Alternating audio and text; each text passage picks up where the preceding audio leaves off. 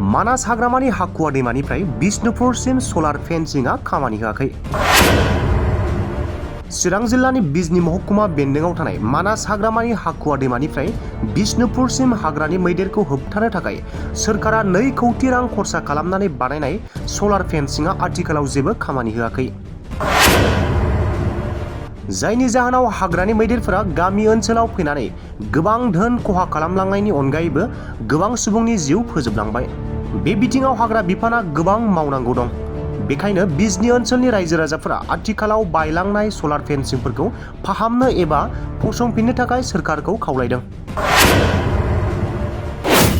हाग्रा बिफाना बेनि सायाव मा राहा लागोन समासो फोरमायगोन।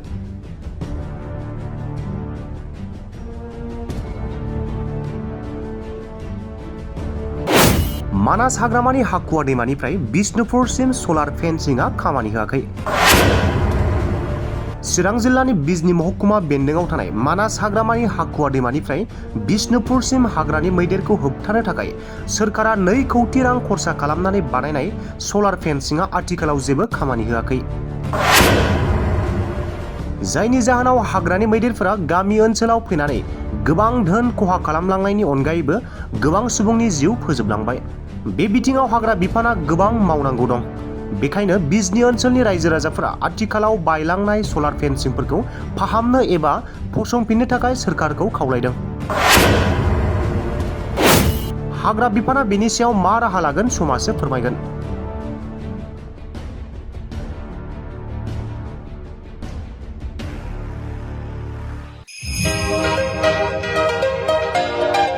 गोजोनथाव खौरां बाजाज बाइक लानो गोसो गुदुं सुबुंफोरनि थाखाय।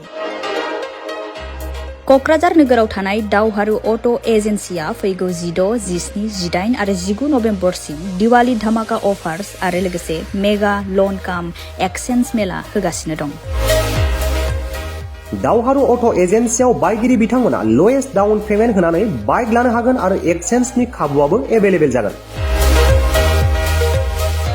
नोंथांमोना क'क्राझार नोगोराव थानाय दावहारु अट' एजेन्सि श'रुमजों लोगोसे कारिगाव फेस्टिभ आउटलेट, दतमा फेस्टिभ आउटलेट आरो भटगाव फेस्टिभ आउटलेट ब्रान्च श'रुमावबो होबाय थानाय दिवाली धामाका अफार्स आरो लोगोसे मेगा लन काम एक्सचेन्ज मेलायाव फैनानै नोंथांनि लुबैनाय बाजाजनि बाइकफोरखौ गोसोबादि लाफैनो हागोन। बाजाजनि बाइक सालायनो मोजां मोनग्रा रायजो राजाफोरनि थाखाय दावहारु अट' एजेन्सि श'रुमा लोगोसे मोजां अफारफोरबो लाबोदों। बेफोरनो जाबाय फ्री एसर्ट gift, free seat cover, 5 litre petrol free, गंनै helmet free, 12 times free washing coupon आरो बाइक बायगिरिफोरनो बाइकखौ मोजाङै साखोन सिखोन लाखिनो थाखाय 12 टाइम्स फ्री वाशिं कुपनबो हरनाय जागोन। आबुङै मिथिना लाबावनो थाखाय 6000 399 187 88 220 18193 जानबुं नम्बराव खौरां लाहरनो हागोन।